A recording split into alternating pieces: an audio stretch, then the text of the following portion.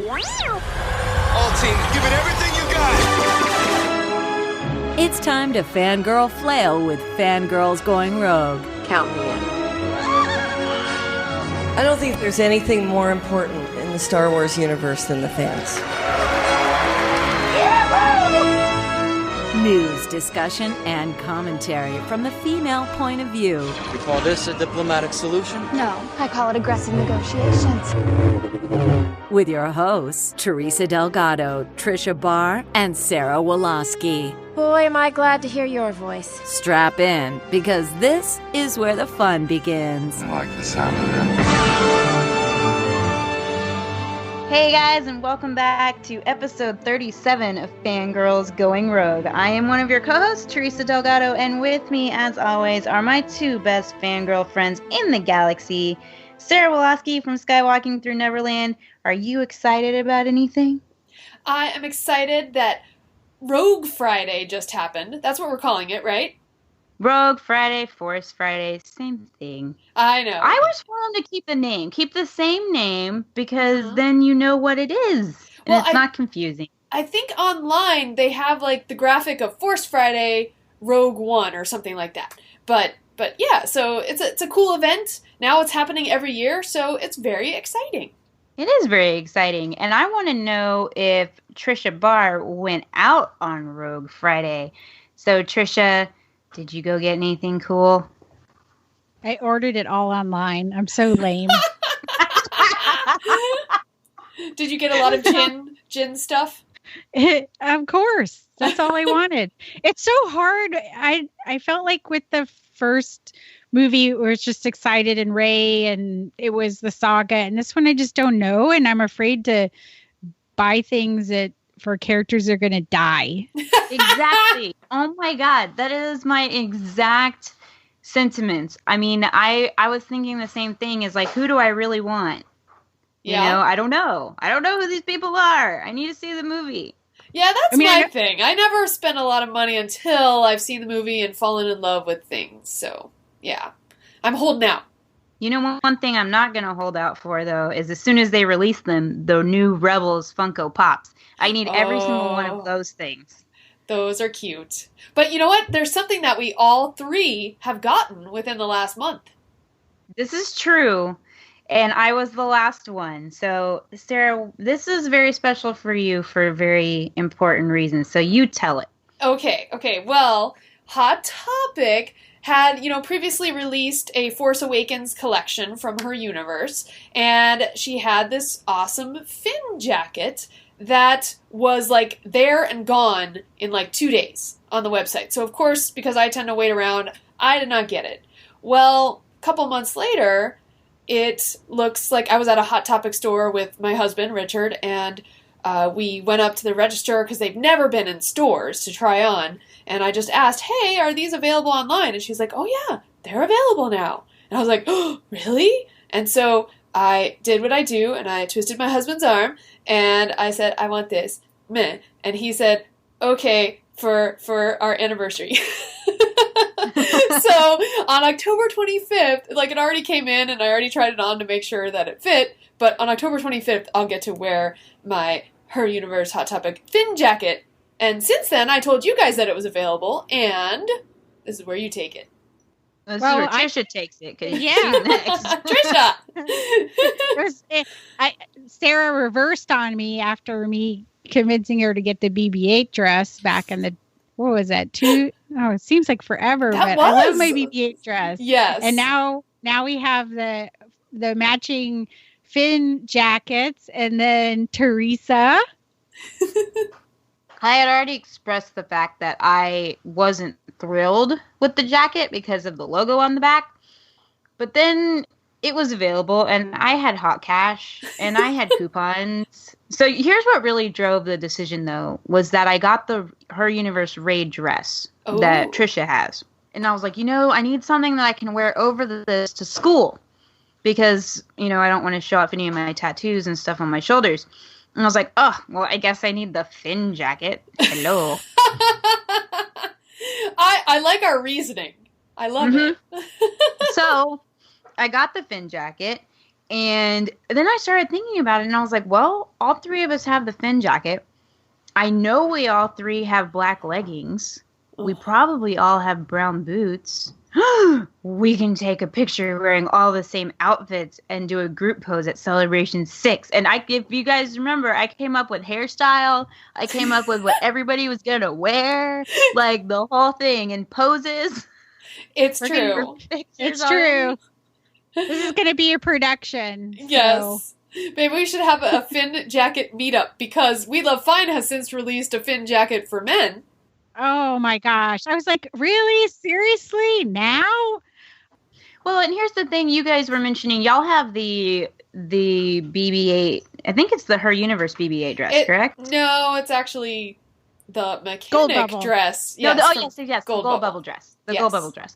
And I just got the We Love Fine San Diego Comic-Con BB-8 dress in. So we now have basically like 2 or 3 outfits that are all the same. Yep.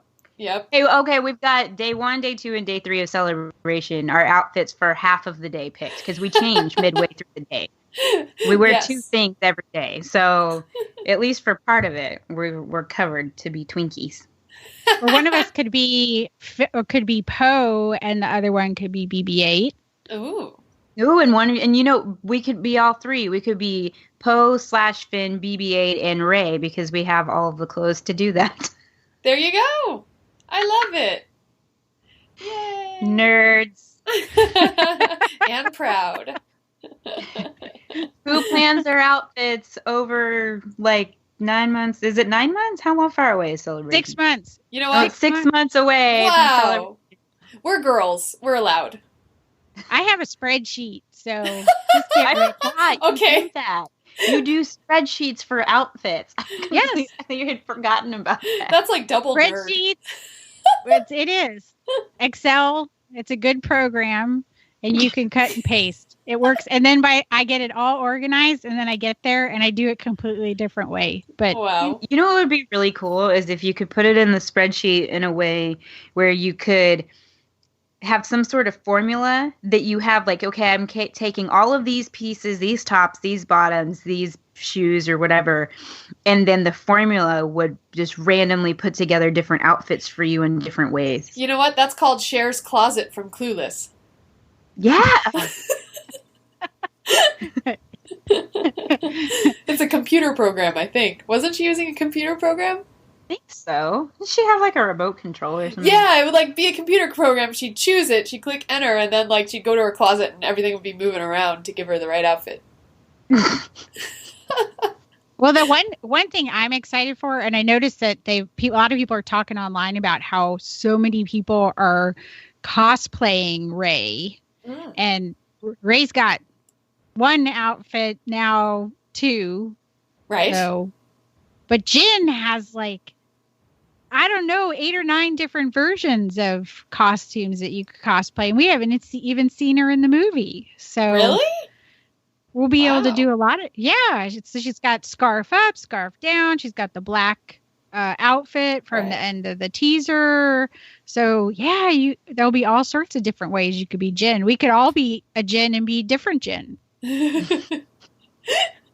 I'm Jin from the first 20 minutes of the movie. Hi. And then we can drink gin.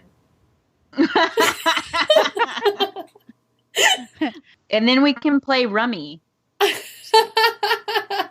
Oh, I see where you're going with that. Yay. Well, should we get into the news, which starts with gin? It does start with gin. So we have some new-ish news. It's new, I think, in the sense of we know more about it. But Trisha, you're the one who found this article, and I can't get my computer to move. So tell us. The synopsis came out, the blurb, for Catalyst, a Rogue One novel by James Luceno, which is out November 15th. And I'm really excited for it that they mentioned Jin's mother in the synopsis. Her name's Lyra.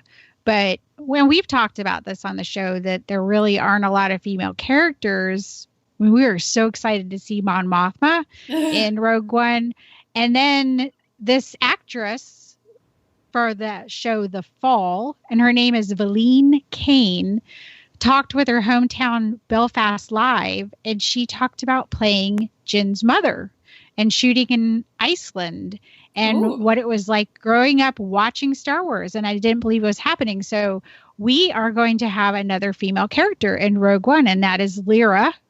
The presumption is that her name is Lyra Erso. I have not seen anything official say that that's her last name, that it's Erso. It could be a different name. So, but we do know that her mother will be in this movie. So that's kind of exciting. That is. And what I find interesting is that the actress, Valine Kane, is actually 4 years younger than Felicity.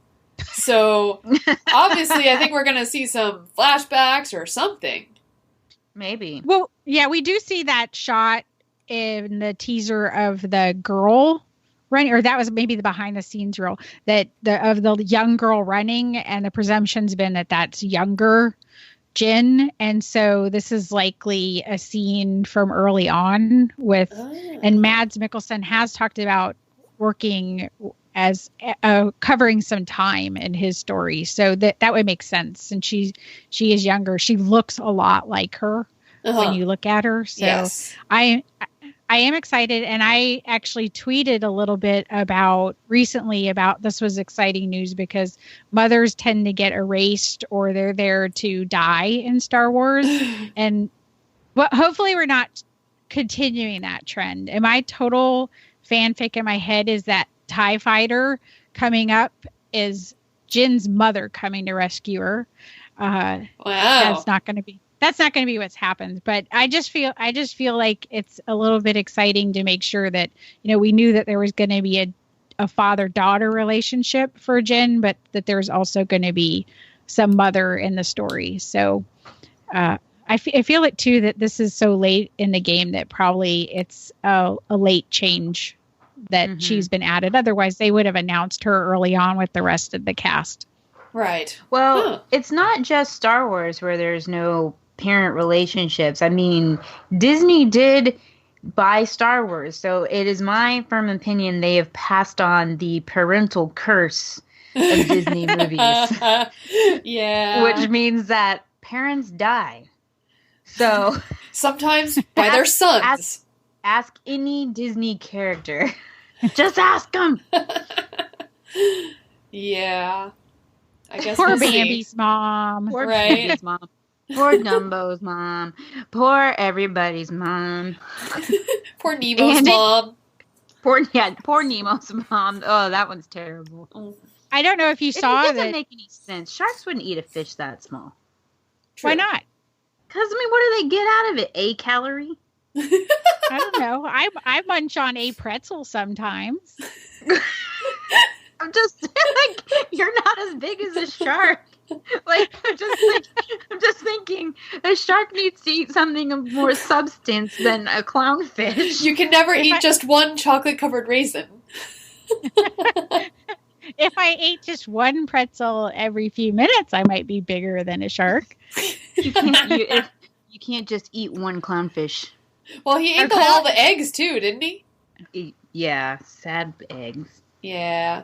See, he had some caviar with his fish. Just keep swimming. Just keep swimming. What do? We swim. We're sassy. Did any of you guys read, speaking of mothers, Jonah Marie's article at the Wookiee Gunner about wanting more mother-daughter relationships in Star Wars? I thought that was a great article, and it's really awesome that she wrote that and that it came to the attention of some people. I know. She tweeted it at me and also Bria, who's been on Fangirls Going Rogue before. Yes. And all of a sudden we get a response from Stephen Melching, who was the co-writer on the first episode of Star Wars Rebels of season 3. So he noted that we should all, if we're looking for mother-daughter relationships, check out more of Star Wars Rebels season 3, which I was like, wow. And then he said, he noted that when in the discussion about mothers, daughters, and women and even sisters, girls being friends in Star Wars, that it's important to everyone at Star Wars Rebels too. It's a big galaxy far, far away. That was his tweet back to the Wookiee Gunner site and Fangirl Cantina. So that was really exciting. Really cool to hear. Yeah. Really cool. I love that Twitter just brings people together of all types, and that you can get that kind of fan interaction with people who are working on the show. That's why it's important to use hashtags too, because they do check. I know Tracy Canobio reads the Star Wars Rebels, and I wouldn't be surprised that there's other people working on Star Wars Rebels that are checking that hashtag. And they do send, when they see things, they send them around to each other. So, you know, they do care. They do want to see how we're responding. And Disney has a very strong analytics team that's in there reading what people say too. Mm-hmm. Well, and speaking of, you brought up Star Wars Rebels Season 3, it did premiere on Saturday, and I know we were all watching it. I think, Sarah, you were behind us, but I know, Trisha, you and I were watching it at the same time, and I was kind of live tweeting stuff. Oh, cool. And I just have to say that the Disney XD Twitter and the Star Wars Twitter are hilarious. Oh, really? They are so funny, yeah. So the Disney XD Twitter, they said this one thing. They said, when your getaway ship gets away, with an emoji, with a really wide-eyed emoji of like, uh-oh. And I just started cracking up, and so I tweeted back at them. I was like, that literally actually made me laugh out loud. And they tweeted back, and they were like, oh, we're glad. What were your thoughts? Because I had seen this one, so I was just kind of enjoying everybody's reaction, and it was fun to finally be able to see everybody react. And so, thoughts from you guys? I feel like Ahsoka was in this episode. It's weird, but I feel like she was there. I don't know if you guys picked up on that, but I feel like she was there. And the Bendu and the whole Jedi, the Force philosophy, all of that stuff, that caught me like no other. That's one of the parts of Star Wars I love the absolute most. All he had to do was say Ashlyn and Bogan, and I was like, what? We're talking about that now? I was like, Dawn of the Jedi, Dawn of the Jedi, Dawn of the Jedi. It was awesome. So, but I really enjoyed the episode. The new character designs are great. Sabine has bestest hair. Oh, Again. Yeah, I really like, I mean, the writing is so great, and the fact that they're intermingling these stories of the Force, you know, the Force stories with the Bendu, also, you know, commingling that with all the action scenes that's happening with Sabine and Ezra and Zeb. And so I really like how they did that in terms of the pacing of the episode. And then, now I watched it twice through, and the second time I was really paying attention to the soundtrack, and there is some really great stuff from Kevin Kiner. Like, I think he's just kind of taken, I think he really feels like he has some mastery over this music now and has taken control of like where these characters are going with the music. So I'm really excited about that, and I hope to see like more soundtracks available, like more of his tracks available on StarWars.com, because on StarWars.com they did release the Thrawn Arrival soundtrack, but unfortunately in the episode you can't really hear it because everyone is talking over it. But there is music when Ezra at the beginning is using his mind control powers that I want to hear that track by itself. Like, so exciting. So I am ready for the Season 3 soundtrack of Star Wars Rebels. It was definitely that music for Ezra, and I thought there was some different sound. I wasn't paying attention the first time because I was just overwhelmed seeing it how I was, but I felt there were some different things in the music as well. Like he changed some stuff up. Yes, definitely, and we actually go into that on this episode of Skywalking Through Neverland 138. So, exciting. Awesome. One of my favorite moments, which is so Thrawn, when he's like, let them get away, which is very, calculating. He's like, let them think they've had a victory, because that's how you reel them in, right? You make them bold. We succeeded this time, which is actually the meta of Ezra's, what's happening for him too, is he thinks he succeeded even though a lot of things went wrong. So there's, they're kind of all playing into his hands. So it's kind of like getting scared with Thrawn. He scares me. But when Star Wars Rebels starts, so does Disney Voltage Rebel Yell. So you can hear a lot of what we're talking about right here, like what I have to say on the season opener of Rebel Yell, which we had Kay from Fangirl Blog and Aaron Goins from Star Wars Bookworms and Erich Schoeneweiss from Del Rey all on the show with us, and it was really, really exciting.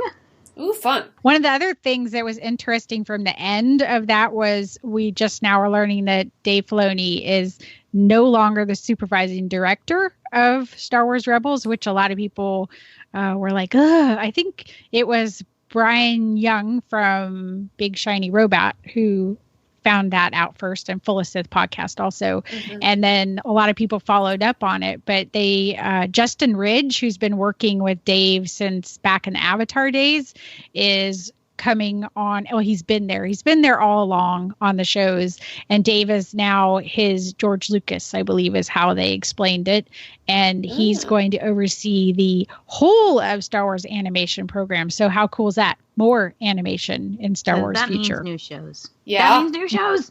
Yeah, so that was kind of exciting. And if you guys aren't following Jen Murrow on Twitter, she is working on something Star Wars. She tweets excitedly about it. It's at Jen Murrow, Muro. And she talks a bit like she's like, can't believe what she's writing. And it's the writing of a lifetime. She's worked on some Marvel shows and some DC stuff. And she's tweeted about Ashley Eckstein being a hero for Geek Girl. So I'm excited to see whatever it is that she's working on. Yeah, that's exciting. That's pretty cool. So is anybody here doing anything with Rebels as far as reviewing it anywhere, anything that they want to talk about? Because I know I have Rebel Yell, but I didn't know if you guys were doing anything on your other shows or anything. Right. Yeah, most episodes of Skywalking Through Neverland will have a segment about the music of the episode that had just aired. And using, especially helped along by that StarWars.com, they release one track per episode. So we'll try to get into that every week on Skywalking. Tricia? We'll cover it in hyperspace theories probably when we get a little bit more of what's going on. I'm sure we'll dive into that Force theory. So Teresa, if you like to talk about the Ashla and the Boga and all that kind of stuff, yeah, that's what was rocking my boat in this episode and what blew me away.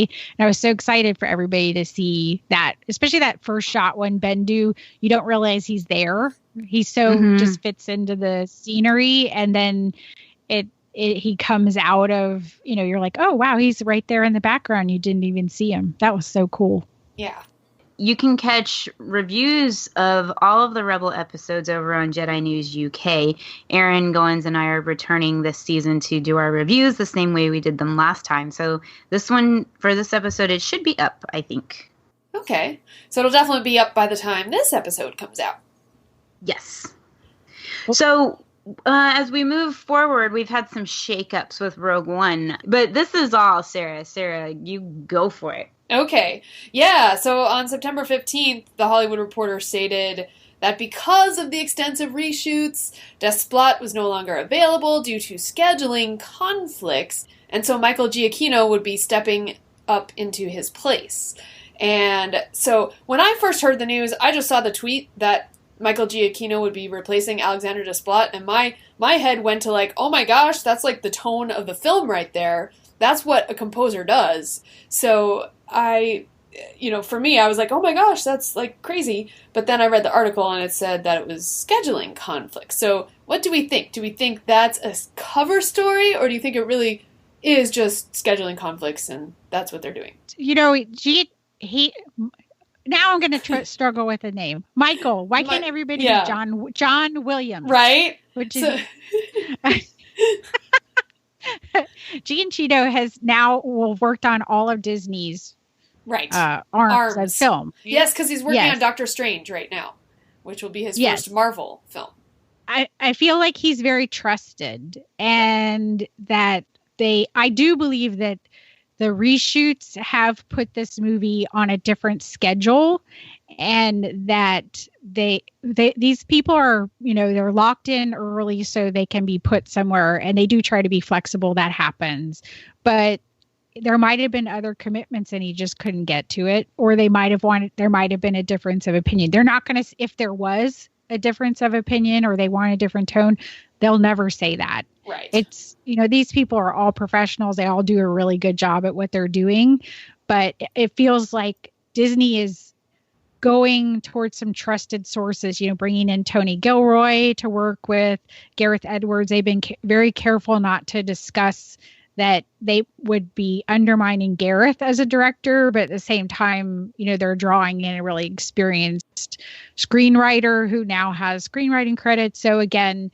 I think they're just going to really trusted people, and they know they only have a limited amount of time, and they are confident in what he can do. So that's what I see it as. And either way, I think they would have had good soundtracks, but I don't, a lot of people talk about tone, and I do think that because this movie's coming out first, I don't believe this was intended to be the first movie out of the box. I believe the fun Han Solo romp was supposed to be the first one out of the box that would set a tone, that they have to be careful with how they do this.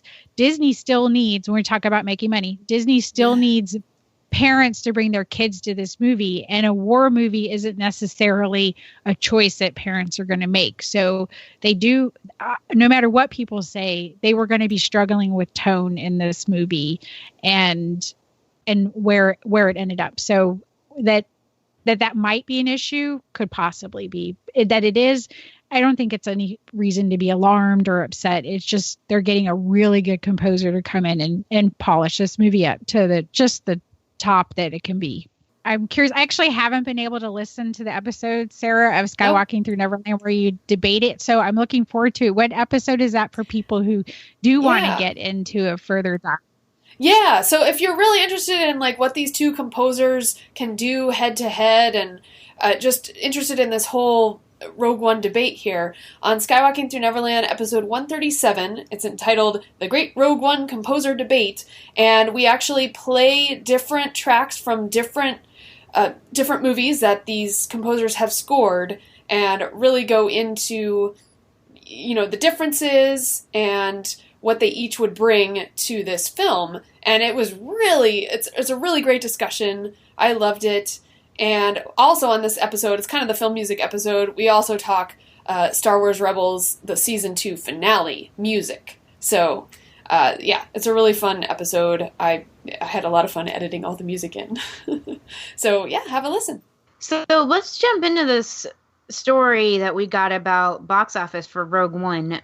Basically, Bob Iger came out and he said that he'd met with Lucasfilm and Kathleen Kennedy to map out the Star Wars movies for 2021 and beyond.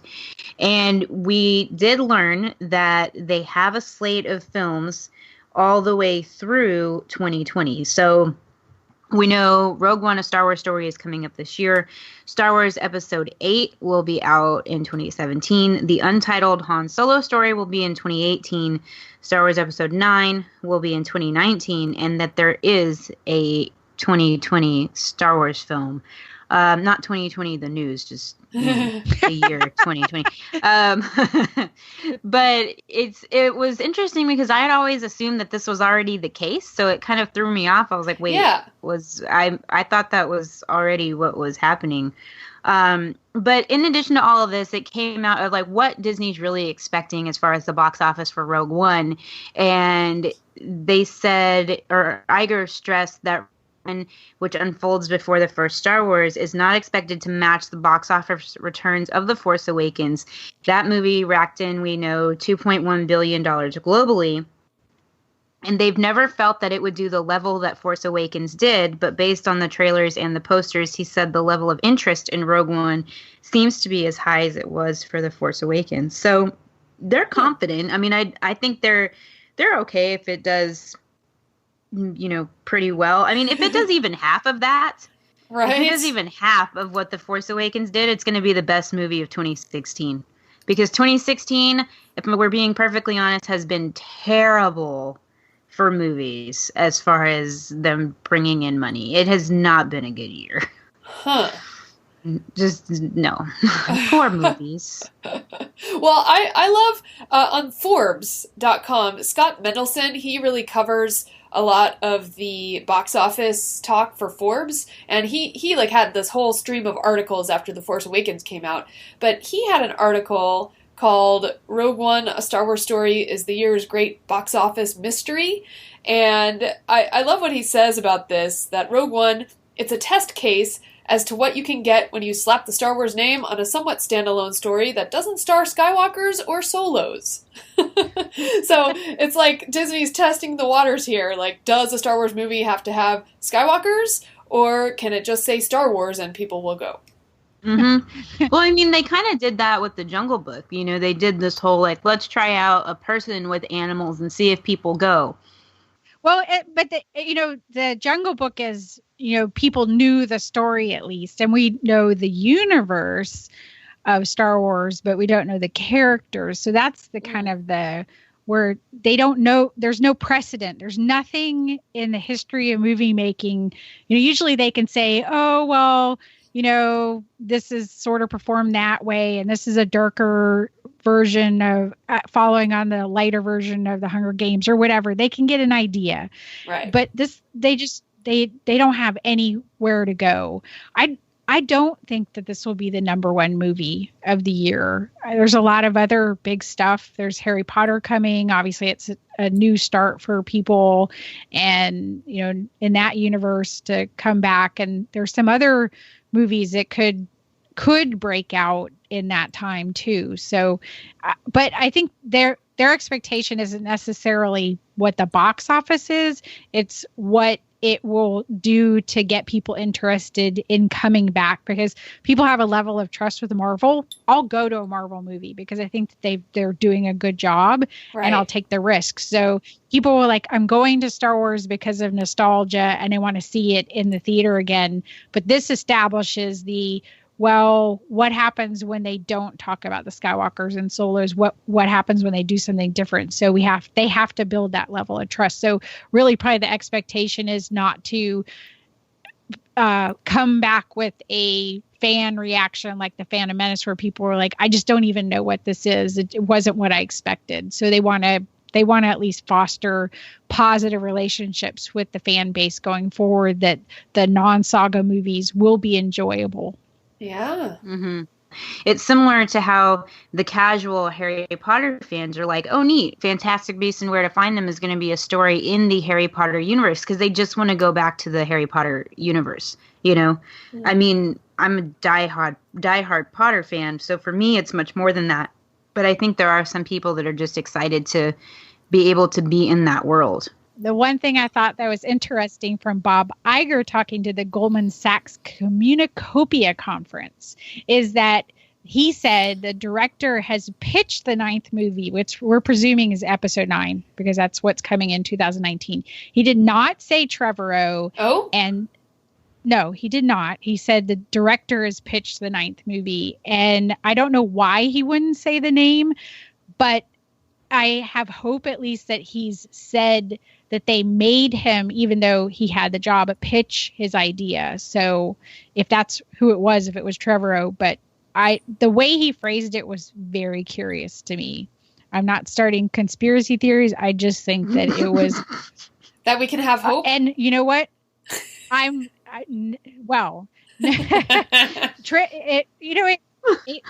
It came out later that Trevorrow had been signed on well before Jurassic World had come out. And I don't think anybody foresaw the reaction to, at least from the feminist side. So here they are making what's supposed to be this, trilogy that's progressive, that has a female lead. And there are a lot of women who do not have faith in this man and actually think he's very regressive in his storytelling. I've talked to some friends, and I agree with this. When he has not written the movie, they're better movies. When he writes the movies, they're a train wreck. So we still don't even have confirmation of who's rating the movie. So, things can change.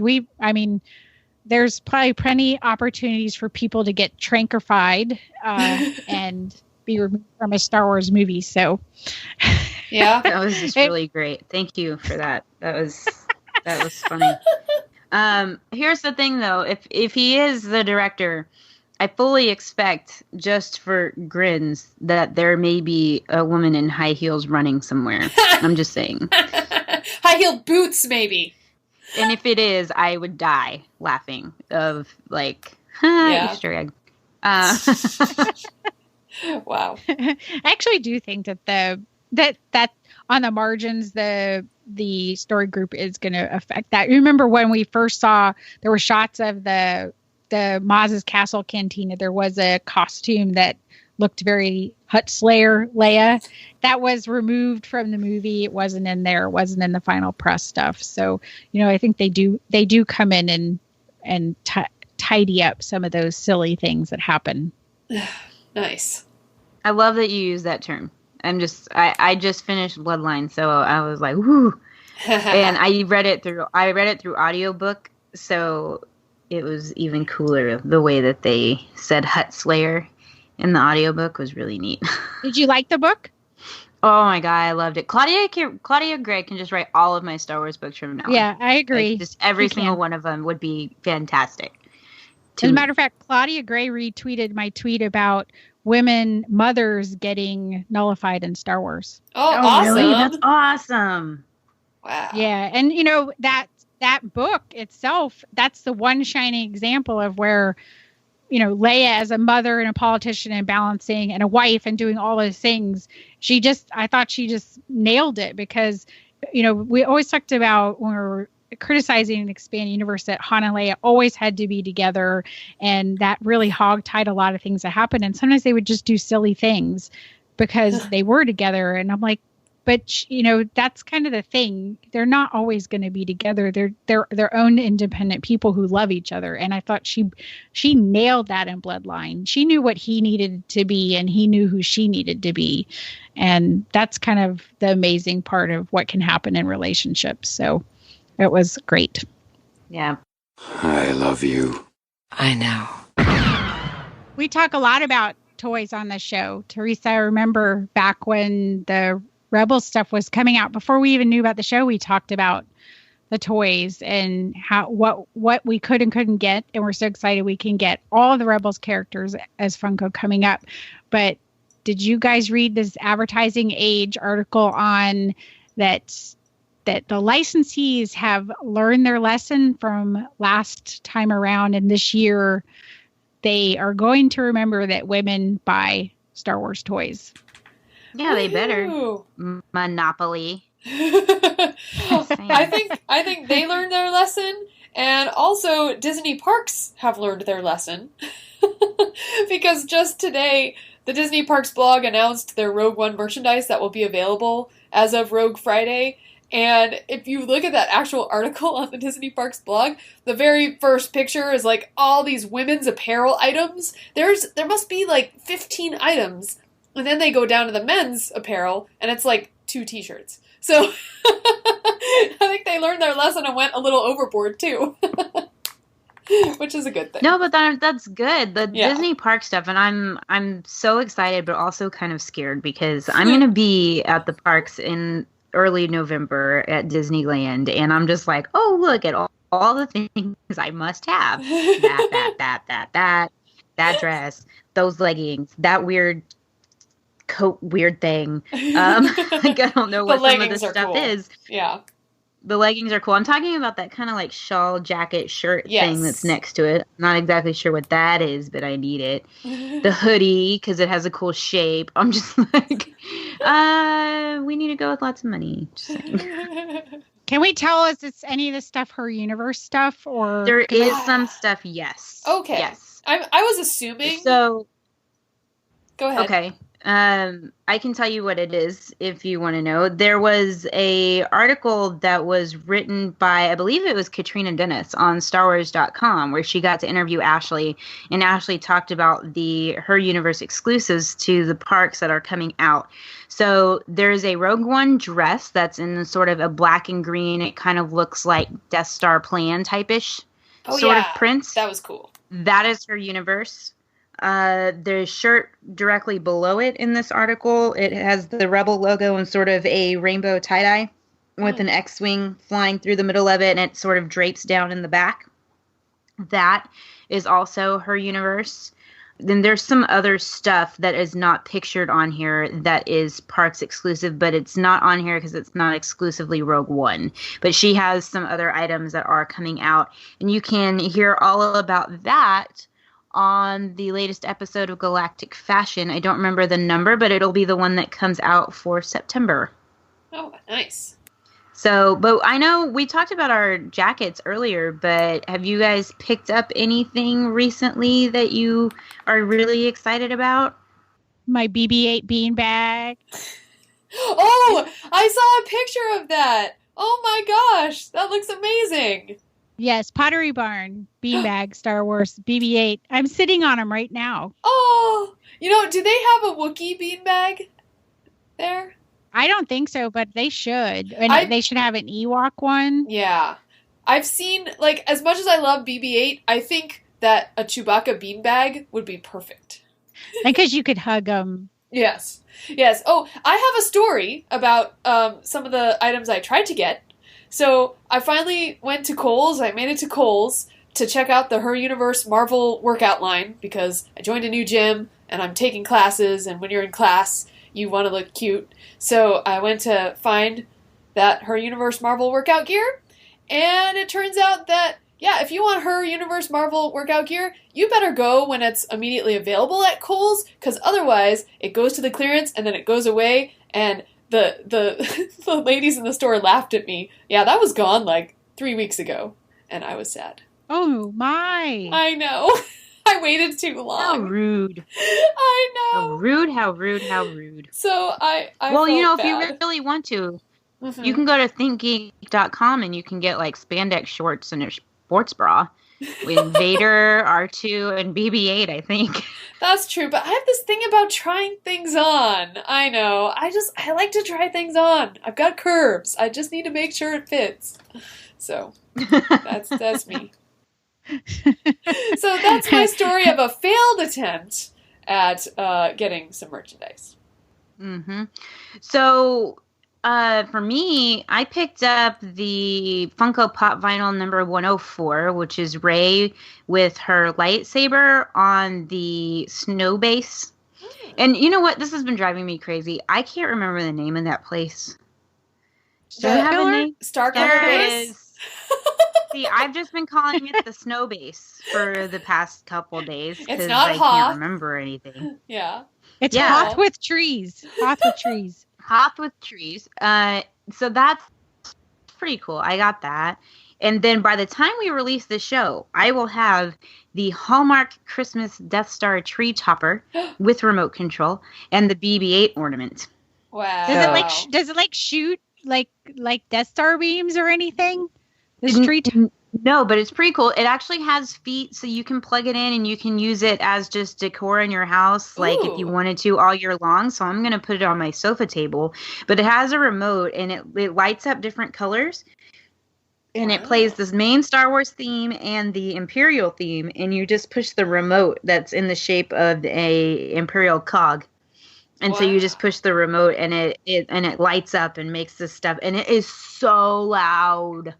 Wow. Oh my okay. gosh, it's really loud. So don't tell Richard, because then we'll have to fight over whether there's going to be the Death Star on top of the tree or my Tinkerbell with her light up wings on top of the tree, which has been there since I have been a part of Richard's life.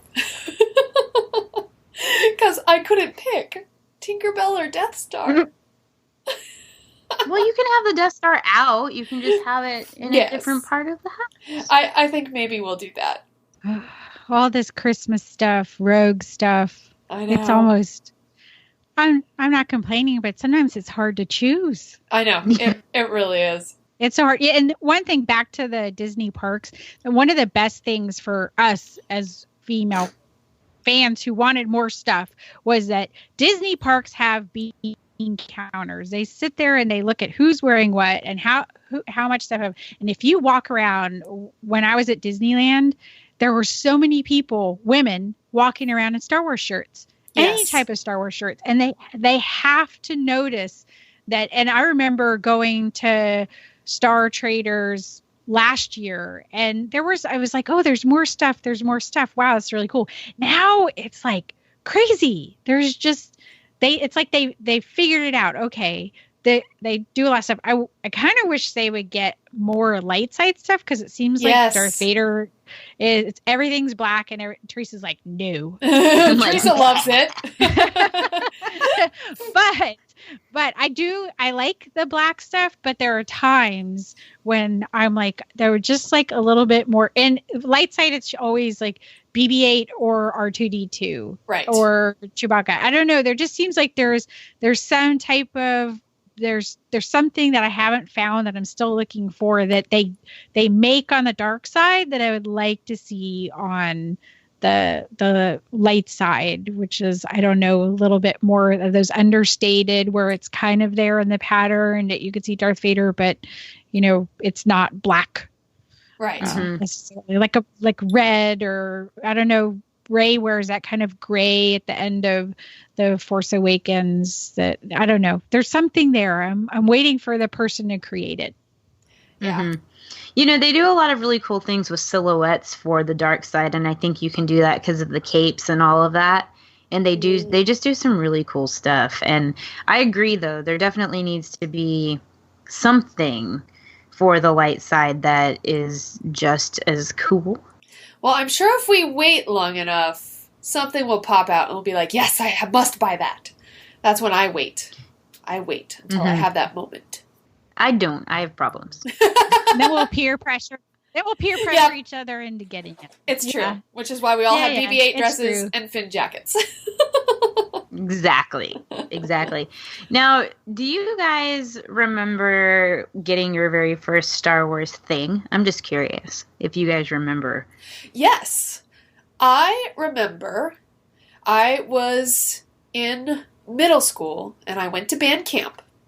And at band camp, you had like free time where you got to go to downtown Austin. So you know this, Teresa. And you got to go to downtown Austin, and you could go shopping at like it was a CD store, like the Tower Records or something, the local Tower Records. Yeah. That was down there by campus. Yeah. Yes. So I went. I had my own money that I had got because I had an allowance, and I went there and I was looking through the soundtrack section because I'm addicted, and I found Empire Strikes Back soundtrack. And it had like Hoth scene on the front. It had like green colors and white colors. And that was my very first Star Wars purchase, was the Empire Strikes Back soundtrack. I was very proud of myself for finding that. I bought it with my own money. I was very excited. Awesome. Trisha? Teresa, I'm an old lady. Well, I know, but what was I don't even know this. What was the first thing you ever got? Was it an action figure? Yeah, do you remember? You were 8, right? When the movie came out? Yeah. I honestly don't remember. To be honest, I didn't have a lot of, we had Legos and Lincoln Logs, and I didn't have a lot of action figures. And so I don't remember the first thing I bought. That's horrible. Aw. There's a reason I asked this question. And it's not something we've ever talked about before, which is one. But it allows me to introduce the interview that we have coming up, because I got one of the coolest stories I've ever gotten from somebody that we've interviewed in what you're about to hear from Andrew Kishino, who is Saw Gerrera from the Clone Wars. So let's jump into that. All right, so this is Teresa. I'm actually sitting here with Andrew Kishino. He is an accomplished voice actor and the voice of Saw Gerrera from Star Wars The Clone Wars. How are you doing today, Andrew? I'm doing great. Thank you so much for having me on the podcast. Oh, absolutely. No problem. I hadn't heard you on anything, and I'm like, Saw's in Rogue One. We have to talk to Andrew. Because I figured you were probably pretty excited. Did you get excited? I was. Wow. And here's the thing.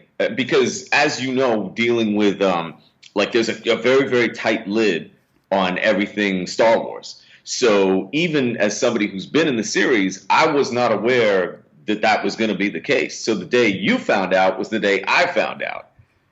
So it was pretty cool to get that little I think it was Entertainment Weekly was the first article I saw it in, where they said, "Oh yeah, Forrest Whitaker is going to be Saw Gerrera," and it took like a second to register, and then I was screaming for a while, and then I was like, "Wow, that is really." And then I thought, "Well, this is a great deal too, because when I grow up, I get to be Forrest Whitaker." There you go. Exactly. So it's a good deal all the way around.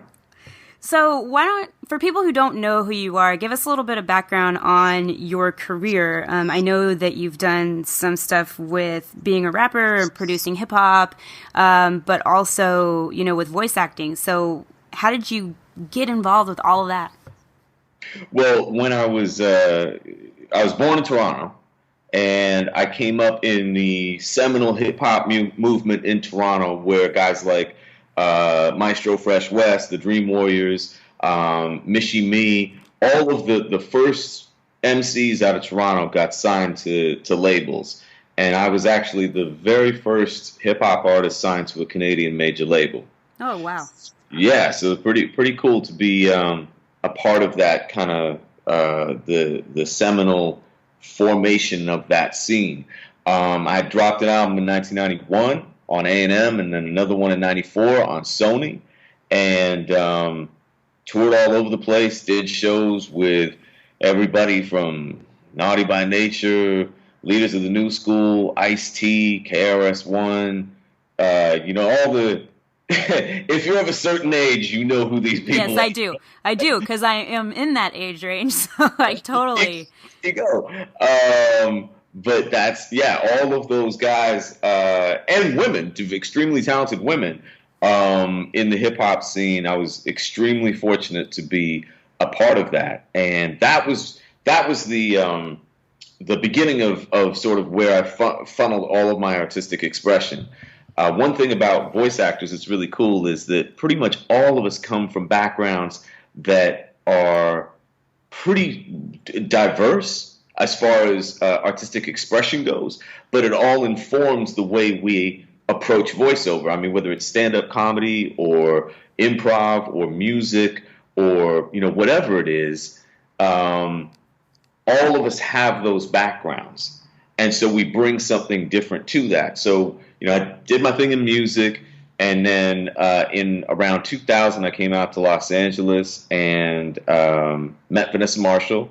We got married, and one of the things at that time that she suggested that I get into was voiceover. She said, "Listen, you've got all this performing experience. I think it's a really good idea that you try this," because at that time music had shifted to, as you know, hip-hop had shifted to, at that time, it was really kind of shiny suits and very commercial stuff, and it was only it was the pool of artists that were getting attention was getting smaller and smaller and smaller.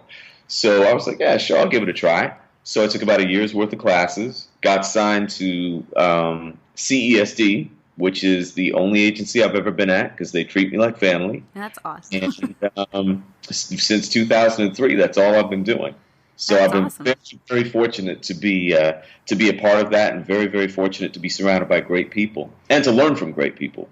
Yeah, no, that's awesome. I mean, I didn't even know that she steered you to voice acting. That's great. I love that.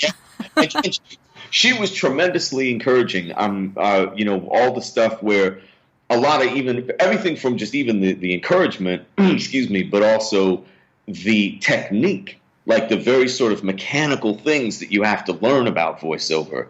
That was a lot of that stuff was stuff I picked up from her initially.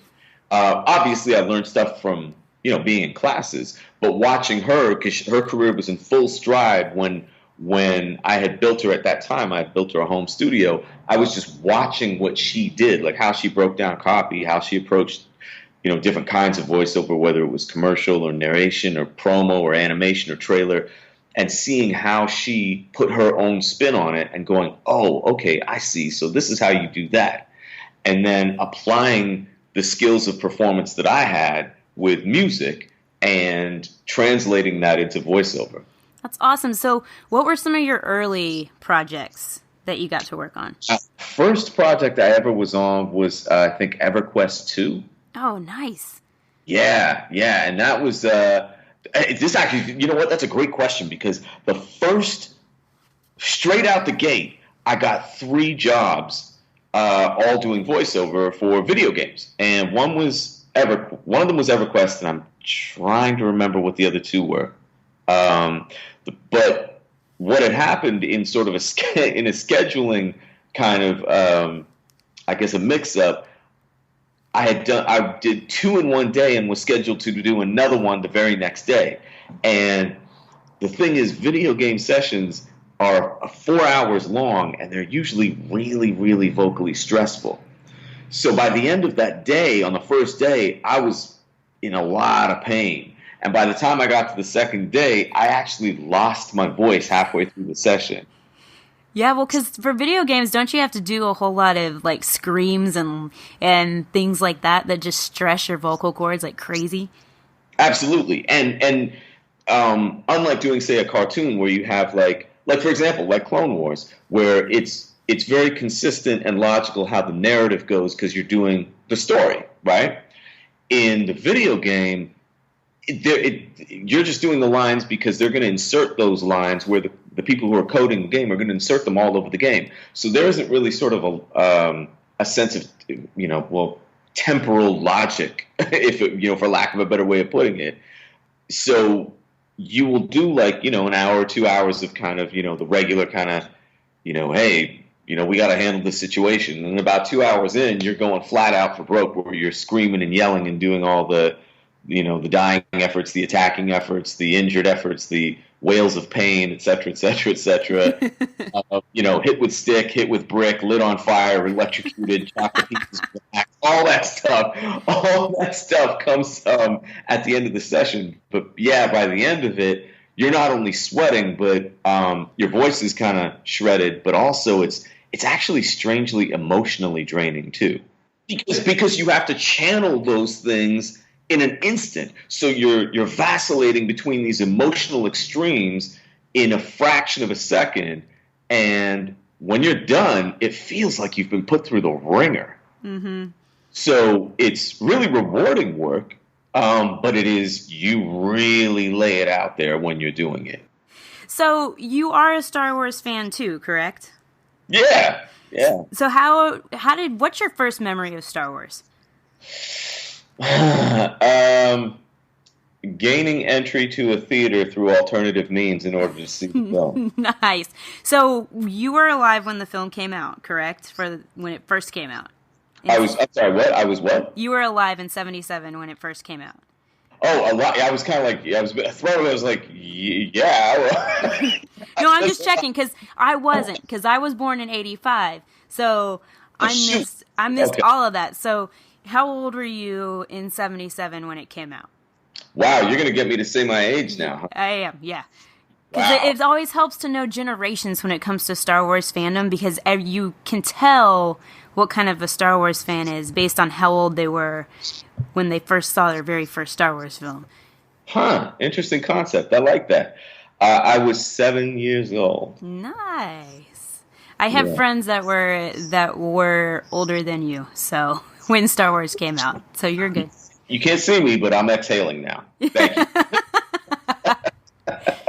So you got to see A New Hope when it was in theaters. What was that experience like for you?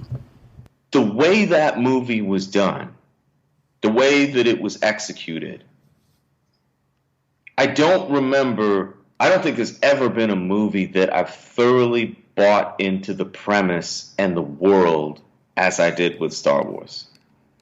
Because so much of it, because, you're a fan of a ton of stuff, so your knowledge, I guarantee you, dwarfs what mine is. But I know you know a lot of different properties that are out there. Mm-hmm. Few of them, I take that back. None of them approach the deft execution of imbuing the myth and the power of myth into the story like Star Wars does. None of them do. Yeah, no, I would agree with that.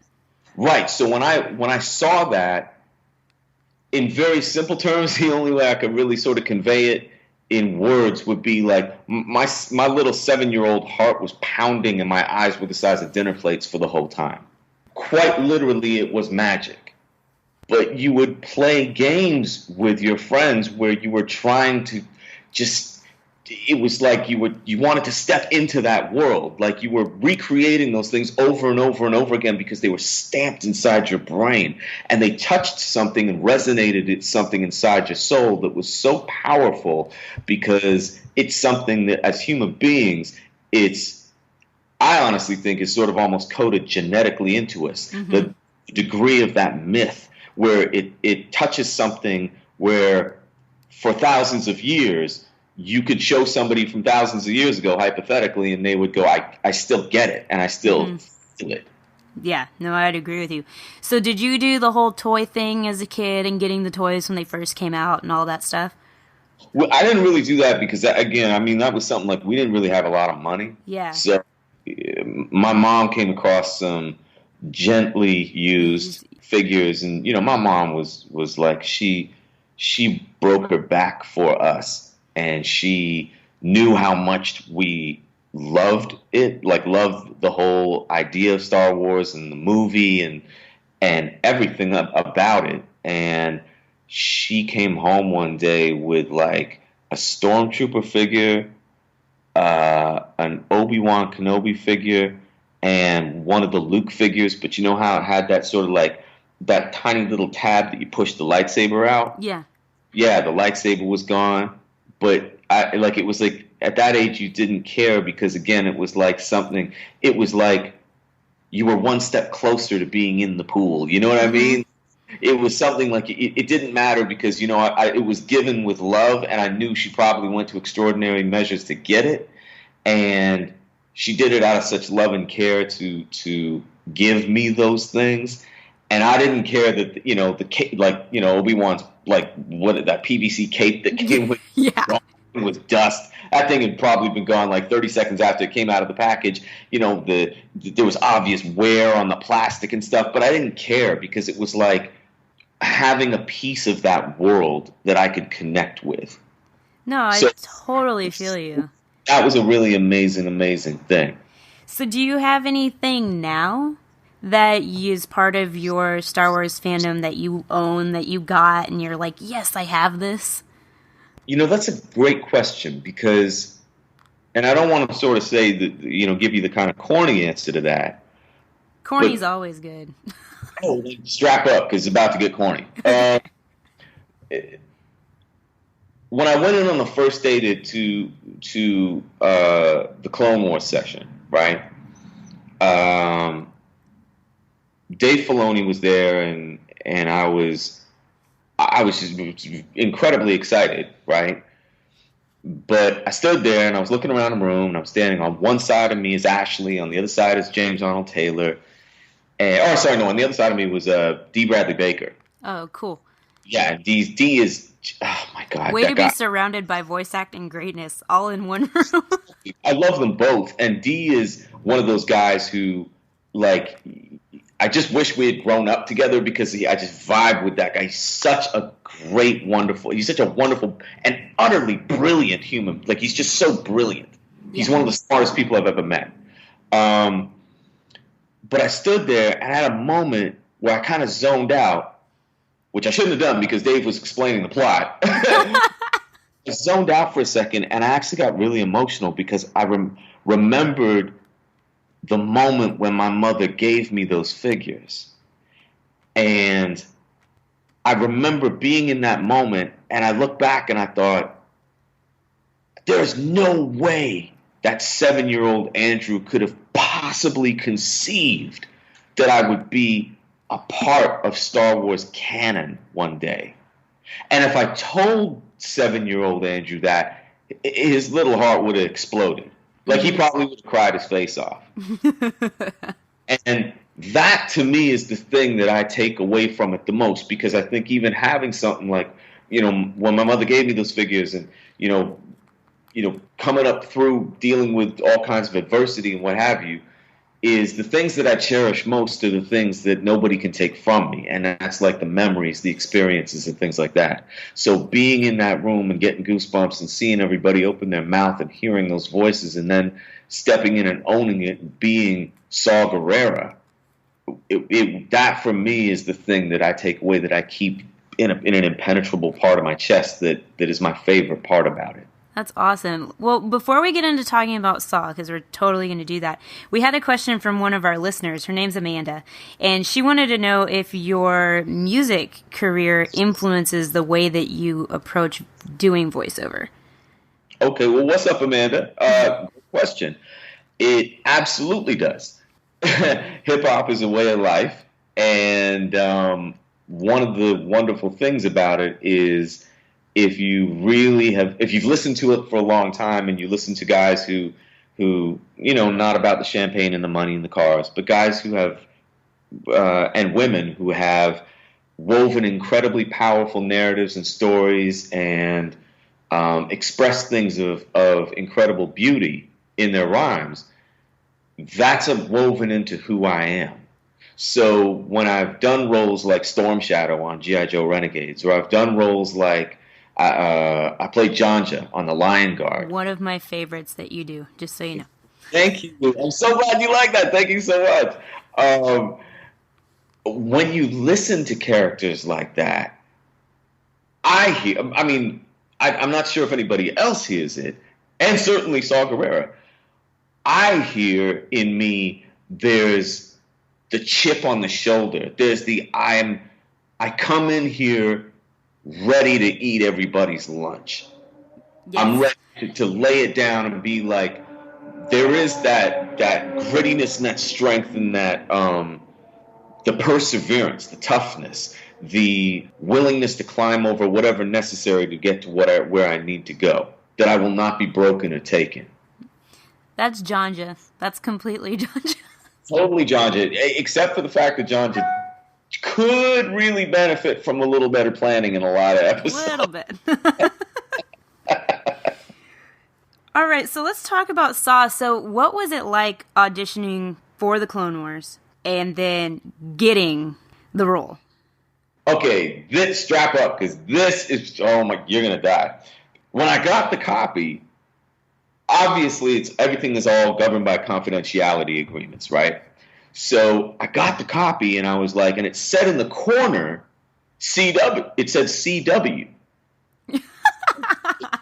I'm thinking, oh, this is just something for the CW network. Not that I'm trying to just, belittle or speak pejorative for the CW network, but I was like, in the sense of I'm assessing where it's going. So I go, oh, okay, cool. I've got a framework. They haven't really given me anything else, but I'll just put me on there, and, we'll do that. That sounds good.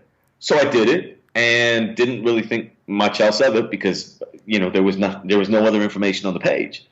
So I get a call from my agent, and they say, you got to head over to LA Studios, and you've booked this CW thing. So I'm like, okay, cool. And I'm still kind of like, why has nobody given me any kind of idea about what this is about? That's kind of odd, because usually you get that. I walk into the lobby and I see Ashley, and I see James Arnold Taylor, and I see Dee, and I'm like, CW is not the CW. This is the Clone Wars, and I have made a very stupid mistake. I did not know that this was the Clone Wars. So at that moment, I'm like, Teresa, I'm like, they wouldn't have told you this, because I'm sure I didn't show it in my face, but on my face I was like, just sit down quietly, act like you knew, don't let it on. Hey, what's up, Dee? I haven't seen you since the last thing we did. What's going on? And I'm flipping through the script going like, holy crap, okay. All right then, sounds good. And I'm like highlighting everything. And that's the thing, I have to kind of highlight everything because I'm dyslexic. Okay, nice. That's good. That's actually good today. I'm glad you said that, because there are kids out there that are like, I can't do stuff like that because I'm dyslexic. So, yay. Well, and it's interesting you bring that up, because hip hop was one of the things that helped me defeat that. And not actually defeat isn't the wrong word. It helped me manage it to a degree where I was able to cope with it in a much more, in a much easier way, because what it did was it allowed me to see language in terms of meter, structure, rhythm, alliteration, assonance, rhyme, timing, pause, all of these things. So when the words were not making sense, hip-hop made them make sense much easier. That's cool. So now, while I still have that problem, what I do is, because it's, obviously you're rifling through a script very quickly if you haven't seen it yet, I do have to highlight the pages at the very least, because then at least my eye can kind of train on it and I can see it clearly and focus on it very, very clearly. But yeah, absolutely, to anybody who's listening, if you may be afflicted with dyslexia, it is not necessarily an impediment to getting into voiceover, because there are coping mechanisms and there are ways to see and interpret language, obviously depending on how severe your dyslexia is, but you can still do it. And don't let it be an impediment to you, because you can do it. Agreed. And I don't know if you know, but I'm a teacher, so I'm like, yes. What is that? Yeah, I teach high school, so yay. That's one of the greatest things that anybody can do, is to teach. Transferring knowledge, to nurture and to build and to grow. That's one of the most noble, amazing things. I have such great respect for teachers. Oh, well, thanks. Okay, so you're highlighting pages, trying to act like you're cool and you're a part of the club. Feeling miserably. When you finally read through the script and the plot and stuff, did you just instantly get it? Had you watched the Clone Wars prior to? I was trying to follow along with it, but the minute I got locked into where Saw was, I understood very, very quickly, based on who he was communicating with, where they were, and how everything was beginning to sort of take shape. I was like, this kind of sounds like the beginnings of the rebellion. Mm-hmm. Which at that when I had that moment, I was like, whoa! I had to take a second to be like, this is a really, really, really important thing. And this is one of the great things about Star Wars. There are no wasted plot threads. They all relate in some important way. But that particular one, when I read it, I was like, holy cow, that's a lot of responsibility. An interesting note, Steela, who was played by Dawn Lynn Gardner, tremendous actress, is now one of the leads on Queen Sugar. Oh, really? Yeah. Cool. Brilliant, brilliant actress. She is just incredible and one of the sweetest people you could meet. But she played my sister, and she and I are great friends. I'm so happy for her. Yeah, no, I rewatched the Onderon arc today, actually, before we got on the call here. And it's so funny just listening to you talk. Like, I can hear Saw in your voice. Did you have to change your voice much at all? Because it doesn't sound like a whole lot. He almost sounds like he's just you. What's so funny is, because Dave Filoni is, I swear, like, we're long lost brothers. Because we just get each other really. He is just, like, on such a, everything, like food, sports, Star Wars, everything. I was reading through it, and he said, well, Saw is this kind of guy, and this is kind of, what he's like. And I said, yeah, I sort of get that idea that he's like, he's not terribly interested in what anybody else's opinion is, because he's got his own opinion, and he's used to doing things his way. And he just looked at me and he goes, exactly like that. And I go, cool. He goes, no. How you said that, that's who, like, your voice. Don't change that. I was like, okay. All right, you're the boss. And I'm like, it's not like I was going to make him sound like Carrot Top, but I was like, that's sure. I go, like everything? And he's like, exactly like that. So we rolled that first scene, and where Saw swoops in, climbs off, and walks up. And almost you could hear in his voice, because I played it that way, of looking and being like, General Skywalker, at your service. This is General Kenobi, Commander Tano, and Captain Rex. We're looking forward to taking the fight to those scrapping droids. Like, I'm totally unimpressed. Like, I'm like, yeah, and? You guys don't intimidate me at all. What do you want? That's so great. That was imbued into that, where he from a character standpoint, Saw is that person who is he always just trying to do the right thing in his head, and he's always pretty much morally pointed in a very noble direction. He just can be incredibly abrasive in his execution. Mm-hmm. And for better or for worse, that's who he is. And so I would joke about that, because I would be like, wow, is that what I'm like? Am I abrasive? Is that what everybody's seeing in me? Honestly, Teresa, I remember watching it, and it was like my jaw's on the floor the whole time, like, oh my God, I'm in Star Wars. So, yeah, it was an amazing. That's so cool. thing. So, I just wanted to ask you, as soon as you were able to tell Vanessa that you were in Star Wars, because you know how massive of a Star Wars fan she is. She knows it back to front. Yeah. So, when you got to tell her, did she freak out? She flipped out. I bet she did. I was so happy for her when she got the role in Rebels. Yeah. Because, being a huge fan, everybody kind of universally has that reaction to it, where we all work, all of us as voice actors get to work on some pretty tremendous projects, but there's just something undeniably special about if you get asked to work on Star Wars. It's an incredible, incredible honor, and it makes people our age be like that 7-year-old kid clutching the Star Wars figure, drinking it all in again. It touches the most wonderful parts of our childlike, essence, where, we really want to put the hammer down on that part and be like, I'm going to give it everything I got. Yeah. If I ever got a chance to do that, that would be me. I'd probably be some cute, weird little animal character, though. Because the way my voice sounds. Don't ever sell yourself short. Don't ever. No way. Are you kidding? Warriors only here. So, especially one of the great things that I love about it now is women warriors.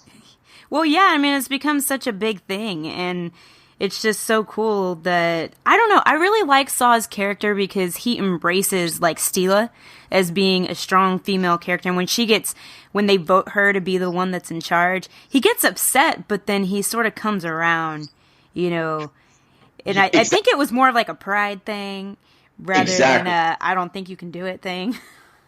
You just touched on a really, really core important thing that's so key to that is the differentiation that you just said. I believe is exactly the same, where he actually defers to Steele is the only person who he would defer to.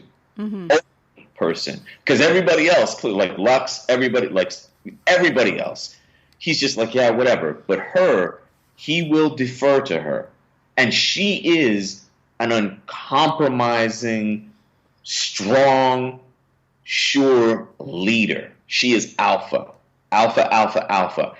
which was such a great thing because he never, as a character, sought to usurp her power. He always respected it. And exactly like you said, the sting wasn't that he thought he was more qualified. The sting was it was just his ego, which is, admittedly, it's raging. His ego, it's big.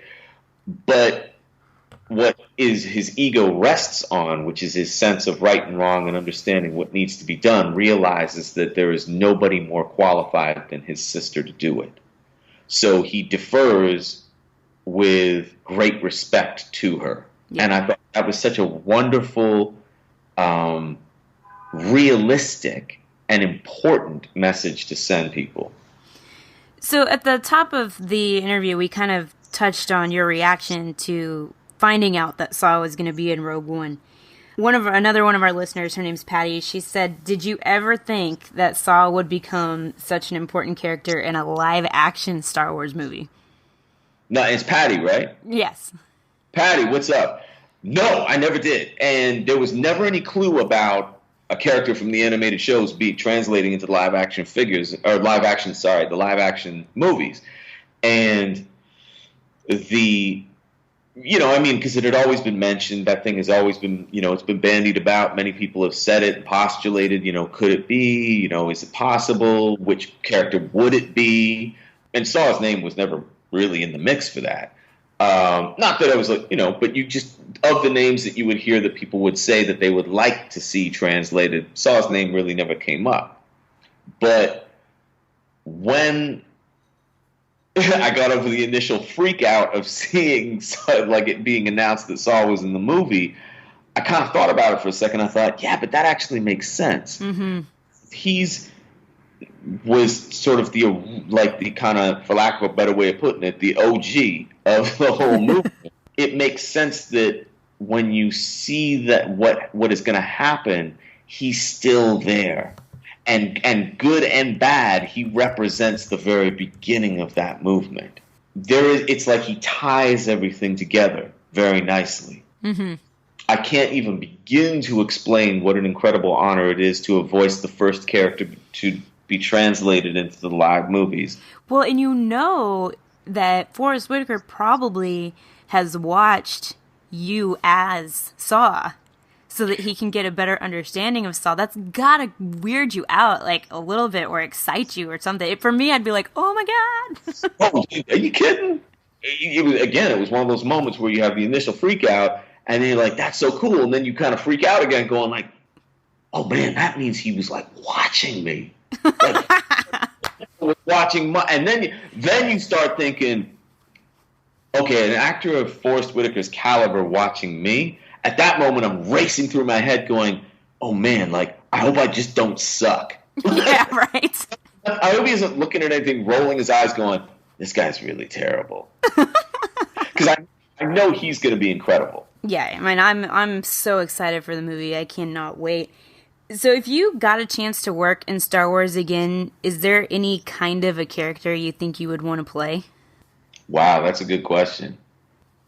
If we're going like sort of like in a perfect world where I could just like snap my fingers and do anything. Yeah, like that. I would love to be in one of the movies, just to tie it all together. To be like, I've been in Clone Wars. The character I played was the first one to do it, and then to just be in one of the movies. That would be cool. That would be really cool, and I would love to be. Even if I was like sort of errant Jedi number 6, I'd be like, I'm good. Yep, sign me up. I'm here. I think most of us would do that in a heartbeat. You get 0.6 seconds of screen time and you get blown to bits. Fine, sure, show me where to be. I'd be like, I'll be Cantina server girl number 3 that just like walks by the corner of the camera. I'd be Cantina server dude number 4 standing right beside you. Yeah, that would be awesome. And we'd both be standing there going, oh my God. Oh, that sounds amazing. All right, well, why don't you let our listeners know what other projects you're currently working on, things you can discuss. I'm sure there's stuff out there you can't, but other places they can listen to you do your awesome voice acting. Well, thank you. The one series I would like to check out for people who love Disney stuff, and especially if you got kids, because it's great for kids, is The Lion Guard on Disney Junior. I played Janja, the leader of the hyena pack.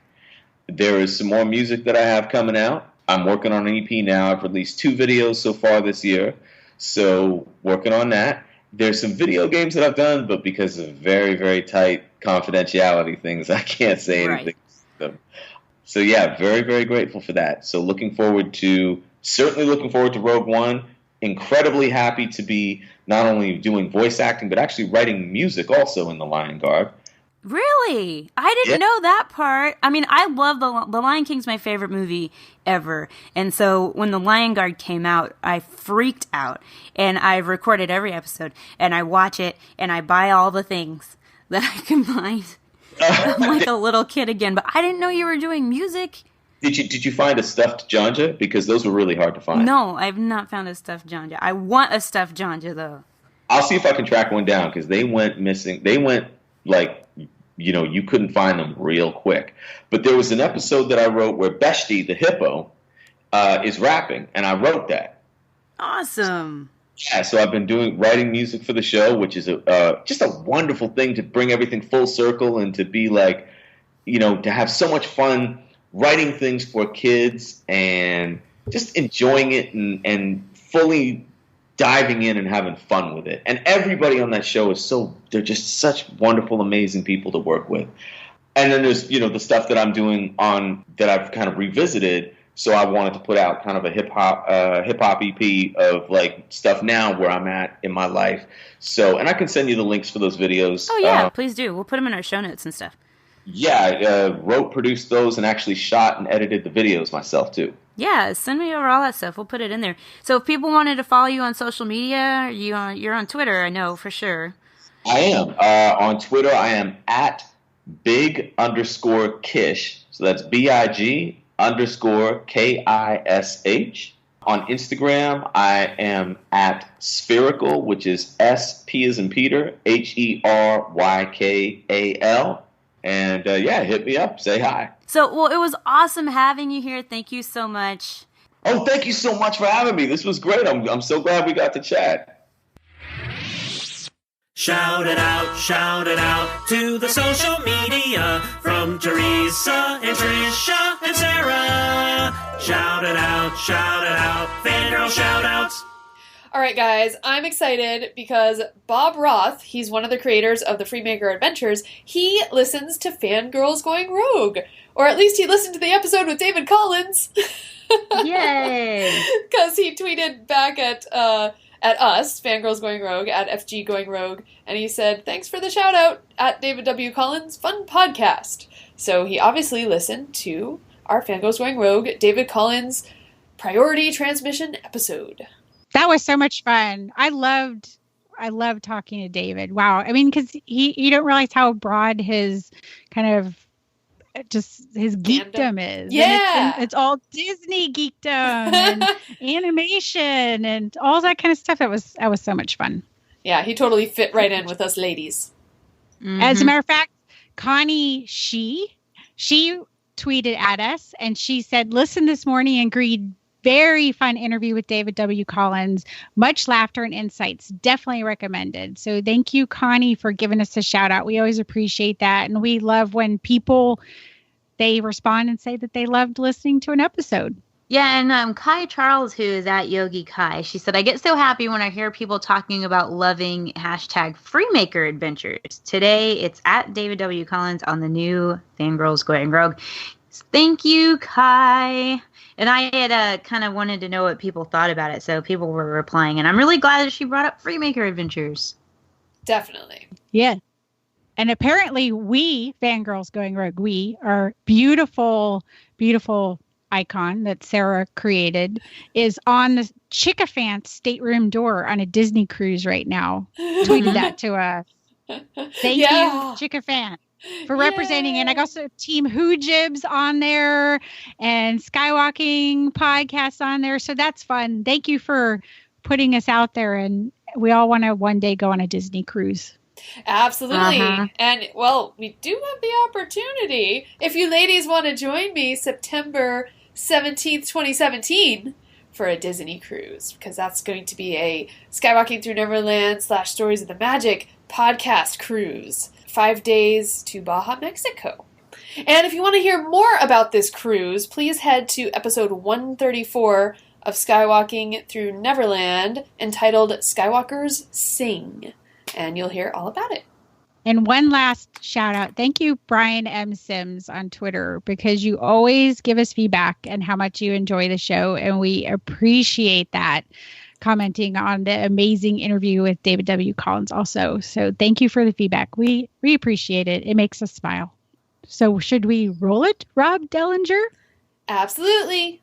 Sidious, Anakin, Luke and Leia, Qui-Gon Jinn, C.O. Bibble, Kylo Ren, Salacious Crumb, Bib Fortuna, Boba Fett, Amidala, Wicket, R2-D2, BB-8, I can barely keep it straight. It's a character discussion.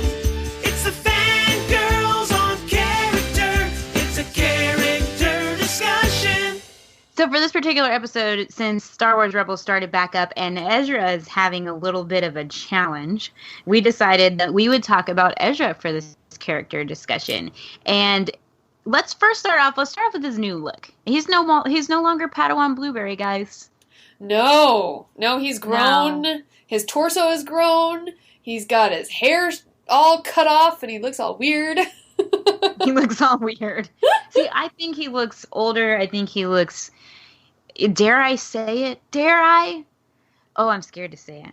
What are you gonna say? Sexier? Really? Oh my gosh. Really? Oh, it's the short hair. Yeah, it's the short hair. Not to mention the evil dark side eyes. I was like, dang it. Teresa has a crush. Not as big of a crush as I have on Maul. But this one would probably make more sense because he looks human. To Maul, who has horns on his head. All right, we have two differing opinions. What about you, Trisha? On what? On the look? Yes.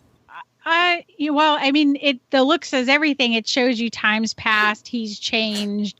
He showed that he's grown up, and he has some angst going on. He's very teenage boy right now.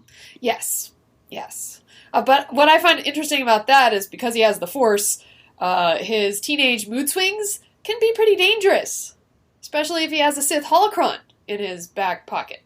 Yeah, well, the whole controlling the walker thing was kind of like, whoa, dude, he's got some mad skills going on. And what made me nervous about that was there's no the Darth Vader talks about in New Hope that the Jedi have, the fire of the Jedi have been wiped out from the galaxy. Darth Vader knows about Ezra. He knows who he is. And we see what he's capable of, and Darth Vader's talking about the Jedi are gone. So I'm like, wait, okay, this is scaring me. This makes me nervous that there's somebody this powerful in the Force. So he either has gone to the dark side and they're not worried about him, or he's gone. That's that moment, that scene. I was like, oh man, this is some serious stuff now. If we talk about ramifications leading up into A New Hope. Wow. Mm-hmm. Well, it's because Ezra is Snoke. Oh, he is? Yeah, you didn't know that? They already announced it. Oh boy. Well, I don't know. Trisha, you're really good at seeing the big picture like that, the big story arc. When I saw that first scene of Ezra's mind control and stuff, there's a body count of 11 there. So he's like killing people left and right. And there's no remorse. There's no, anything. And then, like you said, I kind of thought of that line, with great power comes great responsibility, in that he just seems to use the Force and wield it so lightly and doesn't take on the responsibility of what if people see, him using this? Like, isn't he supposed to hide that? So, yeah, you're right about those ramifications. Like, Darth Vader does know, so what's going to happen with Ezra? I like that you did the body count. Yeah, Richard did that. Like, yeah. Like, whoa, really? 11 people. My goodness. And the little piggy guy.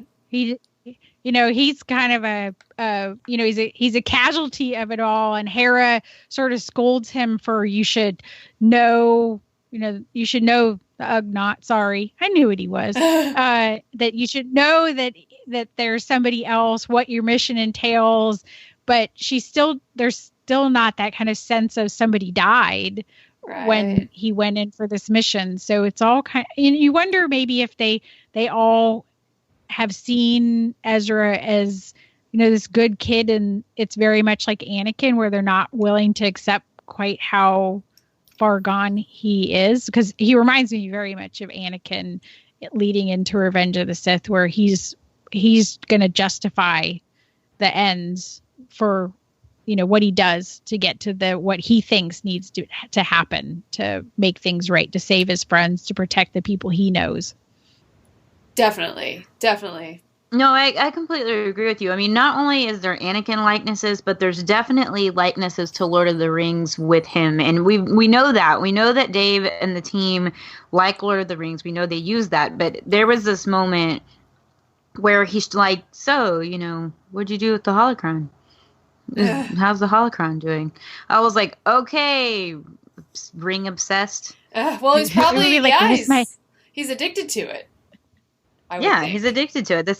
Yeah, exactly. And it's for me, it's not as much Gollum with the ring as it is Bilbo with the ring. Where Bilbo lets the ring go, but yet it still lingers on his mind. He isn't quite reached Gollum stage yet. He's not going, you're totally freaking. Yeah, you're freaking me out, because we know that Andy Serkis played Gollum also. So now your Snoke theory is really like, my precious. I'm like, oh my gosh. Oh my gosh. Ezra is Snoke. See? Ezra, Holocron, Andy Serkis, Lord of the Rings. Wow. Serkis as Snoke. It all fits. It's like the 8 degrees or 6 degrees of Kevin Bacon or whatever. Same thing. Well, now in this episode, let's see, Ezra's given a higher rank, right? Is it Lieutenant Commander? That's what they called him. Yes. Yeah. Why? I don't know. Why? Why is he given command? Exactly, because they're like, well, your success of the mission. I'm like, was that really a success? Was it? Because I mean, that shows how desperate they are, that they believe that kind of gain is a success, because that what they're going through with the Empire is so bad that they're all kind of willing to accept the means to get there. He's a lieutenant commander, is kind of like a junior commander, so he gets to command. It's curious that he got command. We know Sabine has military experience, has been doing it longer. Right. And we know Kanan stepped down. And for some reason, Zeb, even though he was like the head of an honor guard, doesn't seem to be willing to take command.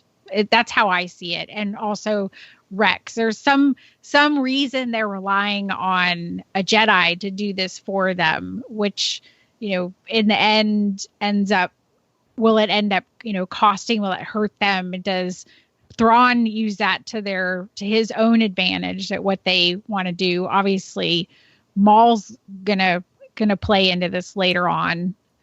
Right. Teresa, she'll be able to switch her crush.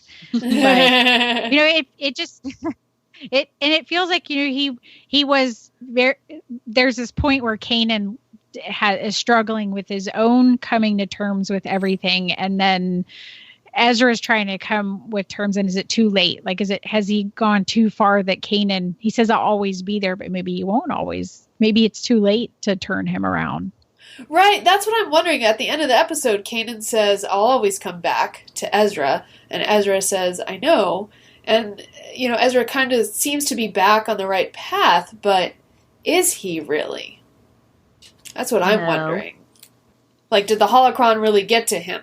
The dark side's a tricky thing, Sarah. Mm-hmm. It can play games with your mind. Yeah, Teresa, one of the things I wanted to ask you, there were some comments where they're very critical of Ezra. They were calling him a punk and a lot of things. But I felt he was very true to kind of how teenagers, when they're struggling with things, can react to situations. You teach, you see these kids around that age. Is that what you see? Well, I read that it obviously depends on the individual. But yes, a lot of times kids who don't really have people in their lives as adults for a long time, they have to learn how to survive on their own, and they get kind of sassy, spunky. And so when things get hard or they get difficult or they feel like they're being ignored or disrespected, that side comes out. Even if they now have a family or a team like he has with the Ghost Crew, there are going to be times where he reverts back to when he feels like he's not being treated like an adult.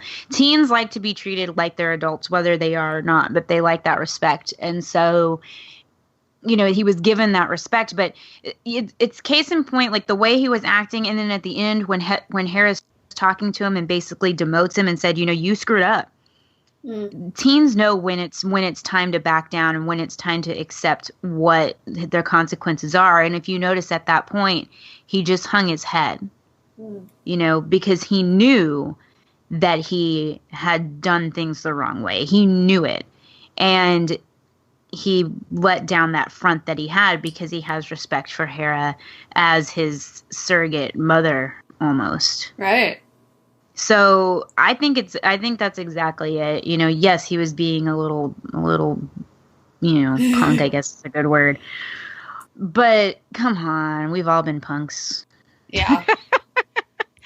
Well, and he was dead essentially if Kanan and Hera hadn't gone after him. So he knew that when the reclamation station was falling, and that's it, man. I'm done. There's no way out of this. It's the Phantom's gone. Yeah.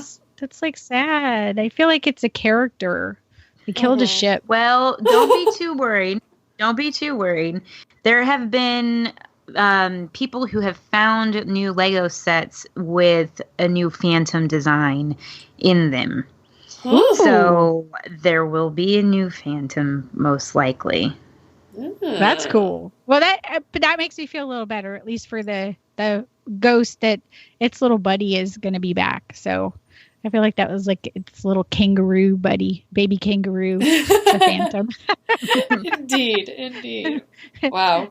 That was one of my favorite moments when Kanan says, well, and it's true if you look at the way it's framed when, they're diving down, and obviously Hera needs to fly amazing to the best of her ability, and Kanan's blind, and he's learned this lesson just recently to just see things, and the light shining out of the ghost, and he just tells Ezra to let go.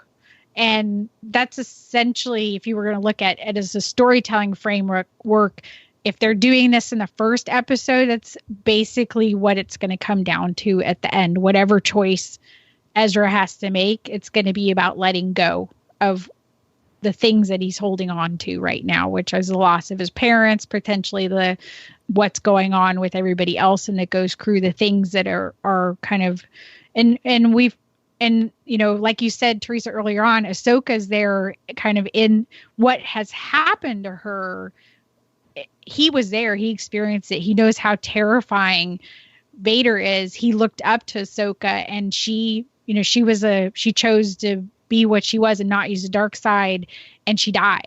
From his perspective, she's gone. Right. And so even we see that, the subtle, the convery on Sabine's arm. So that's kind of, Sabine does things with the art, how Ezra, he's shaved his hair, he's grown up, he's taken command, he's trying to take control and he probably feels like he needs to find some way to be stronger, because even someone like Ahsoka, who was his mentor, she didn't make it through this. So that's and Kanan was damaged in it, and he probably feels like he needs to step up and take that control of that too. He now is the Jedi. In his mind, he doesn't see how Kanan can step back beyond his limitations. Mm-hmm. But yeah, he doesn't know, and he doesn't understand what it means to truly see that kind of stuff, which is so awesome. Oh, the whole episode could have just been that, and it would have been great. Well, my final question to lead us out of this is, do you guys think that Ezra will fold to the dark side? Sarah? Oh my.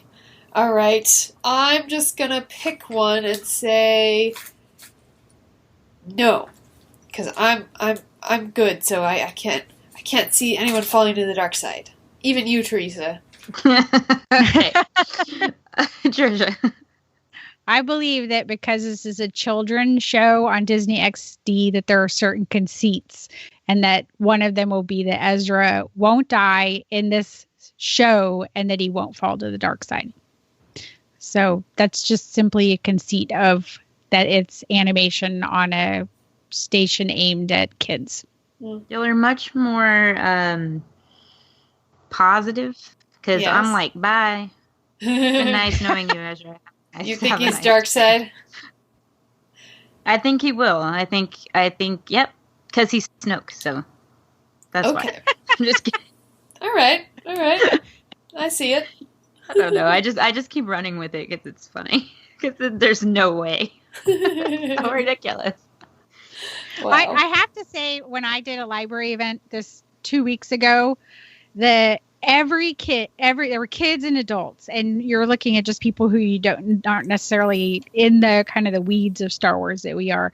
Every single one of them the question was posed, like, who do you think Snoke is? That was one person asked, and everybody turned and looked at me, and I'm like, so the casual fan is very interested in who Snoke is, and I'm like, there's no way anybody knows at this point. It could be what I'm also saying. You could be whoever you want it to be, but they were all like, that was like the the one question, because sometimes people will sort of listen, but then when they're really listening.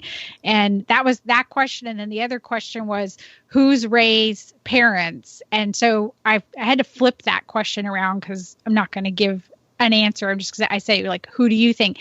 Yeah. Everybody said somebody from Star Wars. Nobody said Rey Random, which was interesting.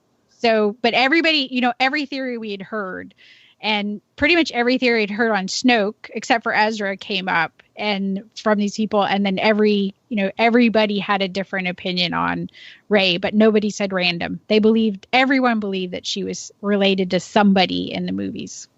Wow. Interesting. Yeah. Cool. All right. Well, that brings us to the end of another show. Trisha, I know you have a couple things coming up that are worth mentioning, so why don't you do that? Yeah, we have a Hyperspace Series did our TFA, The Force Awakens commentary track, so that will be out for your listening enjoyment. And I am off, October 8th and 9th to Seattle, Washington for Geek Girl Con. I will be hosting a Star Wars panel on Sunday and also be doing a Heroine's Journey panel, which has been standing room only for the last 2 years. Always fun to do that one and kind of talk about and that's just not Star Wars too. So it's fun to talk about different things. Like we're going to bring up Stranger Things in 11, stuff like that. So yeah, so we'll definitely hopefully get some audio, get to talk to some people, have some fun. I'm going to talk about romance and science fiction and fantasy in another panel, which I'm not moderating and I don't have to, I just get to show up and talk, which is even more fun. And that's, this is Star Wars Reads Month coming up. So people look for events all around. You get a chance to maybe meet authors or comics illustrators, writers, that kind of stuff. So people check out for different events and see what you can find and do for Star Wars related, your library, your bookstore, all sorts of opportunities. That's true. In the LA area, I'll probably be doing some either face painting or dressing up as Princess Leia or at various libraries and stuff. So, in the LA area anyway. But then on November 5th, Rancho Obi-Wan is having their gala in Petaluma, California, which Richard and I will be attending this year, finally. So we are excited to attend and meet Skywalkers and listeners of Fangirls Going Rogue and whoever is there. So yay, look for us. Have you been to Rancho Obi-Wan before? Yes, we have. I've been once, but it was just it was like 5 years ago when he just opened it up to the public. So everything's changed, apparently. Have you been? No, but I'm looking, my family lives right up around there, and I don't know why I never get a chance because we're always doing a million things. So at some point, yes, I will go there one day and look at all the goodies. All right. Well, in between shows, you guys can catch us over at fangirlsgoingrogue.com. You can find us on Twitter. We are at FGGoingRogue. Trisha is at Fangirl Cantina. I am at Ice Cold Penguin, and Sarah is at Jedi Tink. You can email us at contact@fangirlsgoingrogue.com. Facebook, just type Fangirls Going Rogue, and Tumblr, fangirlsgoingrogue.tumblr.com. Lots of Star Wars Rebels stuff and lots of Rogue One stuff queued up, ready to go. All pretty.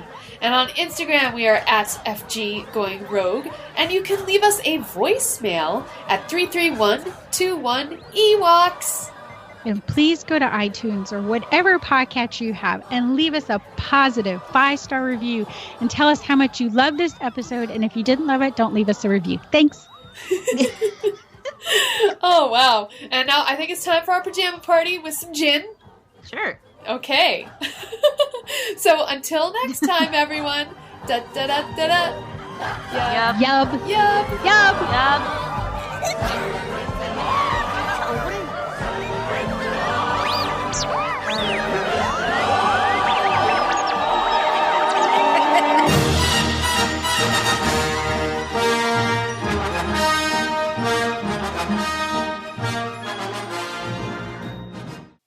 The one thing that I totally thought was interesting of Bob Iger talking to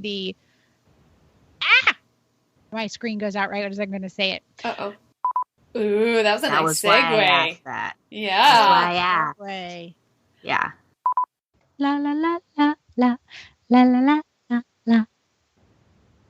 It's a knock life for us.